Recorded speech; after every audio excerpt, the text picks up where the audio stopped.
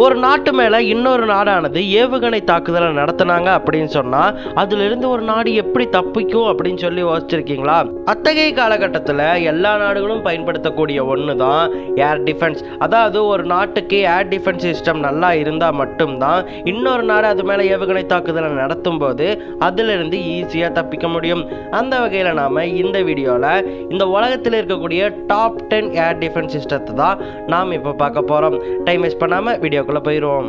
Number 10 பேரக் 8. இந்த லிஸ்ட்லேயே இந்தியாவின் ஒரு ஏவுகணை அமைப்புனா அது இந்த பேரக் 8 தான். இந்த ஏர் டிஃபென்ஸ் சிஸ்டமானது இந்தியாவின் DRDOவால் உருவாக்கப்பட்டுச்சு. இந்த ஏர் டிஃபென்ஸ் சிஸ்டமானது 360 டிகிரி சுற்றியுமே நம்மளை பாதுகாத்துக்கிட்டு இருக்கு.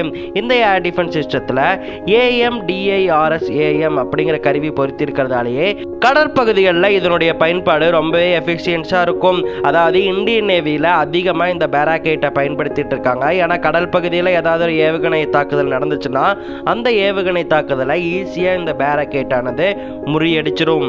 இந்த பேரக் 8 ஆனது ஒரு நேரத்தில் ஒரு டார்கெட்டை லாக் பண்ணி அந்த டார்கெட்டை நோக்கி 2 மிசைல்ஸை ஒரே நேரத்தில் அனுப்பும். அந்த 2 மிசைல்ஸுமே டார்கெட்டை தாக்கி சுக்கு நூறாக்கிரும். அது மட்டும் இல்லாமல் இந்த பேரக் 8ஆல் ஒரே நேரத்தில் மல்டிபிள் டார்கெட்ஸை லாக் பண்ண முடியும். அதோட அனைத்து வானிலைகள்லையுமே இந்த பேரக் 8 நம்ம பயன்படுத்த முடியும். இதனாலேயே உலகத்திலேயே சிறந்த ஏவுகணை அமைப்புகளில் பேரக் 8 முன்னிலையில் இருக்குது. நம்பர் 9 அயன் டோம். இஸ்ரேலின் அதிநவீன கண்டுபிடிப்பு தான் இந்த அயன் டோம். இந்த அயன் டோமை இஸ்ரேல் ஆனது 2022 தான் கண்டுபிடிச்சாங்க. இந்த அயன் டோமை ரஃபேல் நிறுவனம் தான் உருவாக்கியிருக்காங்க. அதனாலேயே அட்வான்ஸ் ரஃபேல் சிஸ்டம் ஆனது இந்த ஏர் டிஃபென்ஸ் சிஸ்டத்தில் பொருத்தியிருக்காங்க. இதன் மூலமா இது 70 கிலோமீட்டர் ரேடியஸ் வரைக்குமே கண்காணிச்சு டார்கெட்ஸ் தாக்கக்கூடியது. இப்போ அதை 70 கிலோமீட்டர்லேருந்து 250 கிலோமீட்டர் எக்ஸ்பேண்ட் பண்ணி இன்னமும் வலிமை மிக்க ஏர் டிஃபென்ஸ் சிஸ்டமாக மாற்றுறதுக்கு ரஃபேல் நிறுவனம் முயற்சி செஞ்சுட்டு இருக்காங்க. இந்த அயன் டோம் ஆனது ஒரே நேரத்தில் டார்கெட்டை ஃபிக்ஸ் பண்ணி பல மிசைல்ஸை டார்கெட்ஸை நோக்கி அனுப்பும். இந்த மாதிரி அனுப்புறதால டார்கெட்ஸ் ஆனது கண்டிப்பாக லாக் ஆகி அந்த டார்கெட் சுக்குநூறாகிரும். உதாரணத்துக்கு சொல்லணும்னா இதனுடைய சக்ஸஸ் ரேட் 90%. இப்போ ஈரானுக்கும் இஸ்ரேலுக்கும் போர் நடக்குது இல்லையா, அதில் மிக முக்கிய ஆயுதமாக இந்த அயன் டோம் தான் இஸ்ரேல் பயன்படுத்திட்டு இருக்காங்க. Number 8 medium extended air defence system. இந்த வகை ஏர் டிஃபென்ஸ் சிஸ்டத்தை US, ஜெர்மனி, இத்தாலி ஆகிய 3 வல்லாதிக்க நாடுகளுமே பிரதானமாக பயன்படுத்திட்டு இருக்காங்க. எதற்காகன்னு கேட்டிங்கன்னா எல்லாத்துக்கும் காரணம் இதனுடைய ரேடார் சிஸ்டம் தான். இந்த ரேடார் சிஸ்டம் ஆனது வெயில், மழைன்னு எந்த வகை காலகட்டமாக இருந்தாலும் சரி அனைத்து வானிலைகளிலுமே ஒரு டார்கெட் ஆனது அந்த எல்லைக்குள்ளே வந்துச்சுன்னா அதை நோக்கி டார்கெட்டை ஃபிக்ஸ் பண்ணி அதை நோக்கி மிசைலை செலுத்தக்கூடிய திறன் கொண்டது தான் இந்த medium extended air defence system. இந்த medium extended air defence system ஆனது கிட்டத்தட்ட 40 கிலோமீட்டர் வேகத்தில் மிசைல்ஸ் அனுப்பி டார்கெட்டை தாக்கக்கூடியது.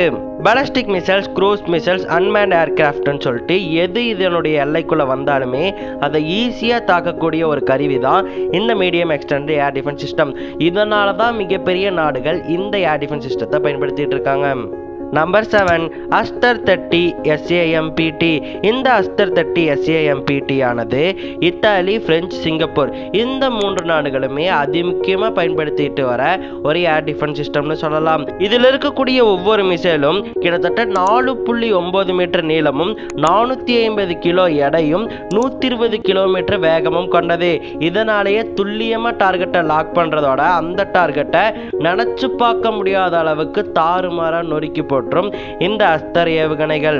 இந்த அஸ்தரில் 2 லான்ச்சர் இருக்கும். 2 லான்ச்சருமே ஒரு டார்கெட்டை ஃபிக்ஸ் பண்ண உடனேயே ஒரே நேரத்தில் செயல்படும். எந்த அளவுக்குன்னா 0.5 செகண்ட் வினாடிகள்லேயே இந்த அஸ்தரில் இருக்கக்கூடிய லான்ச்சர்ஸ் ஆனது டார்கெட்டை தாக்கி முடிச்சிடும். அந்த அளவுக்கு மிக வேகமாகவும் துல்லியமாகவும் செயல்படக்கூடியது தான் இந்த அஸ்தர். Number 6 MIM-104 Patriot. அமெரிக்காவின் பாதுகாப்பு ஏவுகணை அமைப்புகளில் மிக முக்கியமான ஏவுகணை அமைப்பு தான் இந்த MIM அப்படின்னு சொல்லலாம். இந்த MIM ஆனது அமெரிக்காவின் புளோரிடாவில் இருக்குது. இந்த MIM ஆனது அதிகபட்சமாக 700 கிலோ எடை கொண்டது. இதனுடைய வேகம் 100 கிலோமீட்டர். இந்த MIM பேட்ரியட் ஆனது 170 கிலோமீட்டர் ரேடியஸில் எந்தவித அச்சுறுத்தல் வந்தாலுமே அந்த அச்சுறுத்தல்களை ஈஸியாக சமாளிக்கக்கூடியது. அதனால தான் அமெரிக்க அரசாங்கம் அவங்களுடைய மிக முக்கிய ஏவுகணை அமைப்புகளில் இந்த MIM பேட்ரியட்டை வச்சிருக்காங்க. நம்பர் 5 ஆங்க்யூ-9. பேரை கேட்ட உடனே கண்டுபிடிச்சிருப்பீங்க. இந்த ஆங்க்யூ-9 ஆனது சீனாவின் மிக முக்கியமான ஏவுகணை அமைப்புகள்ல ஒன்று. இந்த ஆங்க்யூ-9 1997 சீனாவானது கண்டுபிடிச்சிட்டாங்க. 1997 இருந்து இப்போ வரைக்குமே சீனாவின் மிக முக்கிய கண்டுபிடிப்புகள்ல ஒன்றா இந்த ஆங்க்யூ-9 ஆனது விளங்கிட்டு இருக்கு. இந்த ஆங்க்யூ-9 ஆனது ஈஸியா ஹெலிகாப்டர், பாலிஸ்டிக் மிசைல், க்ரூஸ் மிசைல்னு எது அச்சுறுத்தலா வந்தாலுமே அதை ஈஸியா தாக்கிரும். கிட்டத்தட்ட 125 கிலோமீட்டர் வேகத்தில் சீறி பெய்யக்கூடிய இந்த ஏவுகணைகளானது 23 கிலோமீட்டர் வரைக்கும் வானத்தில் பறக்கக்கூடியது. இந்த ஏவுகணை அமைப்பு மூலமா 100லிருந்து 300 கிலோமீட்டர் தொலைவில் இருக்கக்கூடிய அச்சுறுத்தல்கள் ஏதாவது வந்துச்சுன்னா அதை ஈஸியா ரேடார் சிஸ்டம் மூலம் கண்டுபிடிச்சு அந்த அச்சுறுத்தல்களை ஈஸியா டார்கெட் பண்ணி அதை அடிக்கக்கூடியது தான் இந்த ஆங்க்யூ-9 அப்படின்னு சொல்லலாம். Number 4 S-300BM. இங்கிலாந்தால பெரும்பான்மையா பயன்படுத்தக்கூடிய ஒரு ஏர் டிஃபென்ஸ் சிஸ்டம் தான் இந்த S-300BM.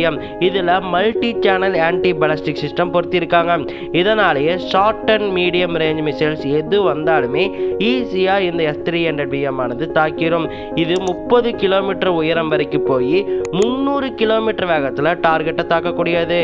இதுல பொருத்தப்பட்டிருக்கிற அதிநவீன ரேடார் சிஸ்டம் ஆனது கிட்டத்தட்ட 300 கிலோமீட்டர் ரேடியஸ்ல எந்த ஒரு அச்சுறுத்தல்கள் வந்தாலுமே அதை ஈஸியா தாக்குறதுக்காக வடிவமைக்கப்பட்டது. Number 3 thought. நம்ம லிஸ்ட்லயே 2ஆவதா வரக்கூடிய இஸ்ரேலின் ஏவுகணை அமைப்பு தான் இந்த தாட். இதனுடைய விரிவாக்கம் என்னன்னு கேட்டீங்கன்னா terminal high altitude air defence. எதற்காக இந்த பேர் வைக்கப்பட்டதுன்னா இது ஈஸியா தன்னை சுற்றி வரக்கூடிய அச்சுறுத்தல்களை தாக்கக்கூடியது. அது மட்டும் இல்லாம இதுல என்னென்ன இருக்கு அப்படிங்கிற ரகசியங்களை நான் சொல்ல முடியாது. ஏன்னு கேட்டீங்கன்னா அமெரிக்கா மற்றும் இஸ்ரேலின் மிக முக்கியமான உளவுத்துறைகளான FBI, மொசாட் இது ரெண்டுமே முக்கியமா பயன்படுத்தக்கூடிய ஒரு ஏவுகணை அமைப்பு தான் இந்த தாட் ஏவுகணை அமைப்பு. அதனாலேயே இதுக்குள்ள என்ன இருக்குன்னு சொல்லிட்டு நம்ம சொல்லவே முடியாது. ஆனா இதனுடைய தாக்குதல்கள் இருந்து எந்தவித அச்சுறுத்தல்களும் இதுவரைக்கும் தப்பிச்சதே இல்லை. இதனுடைய சக்சஸ் ரேட் ஆனது 100% அப்படின்னு சொல்லப்படுது.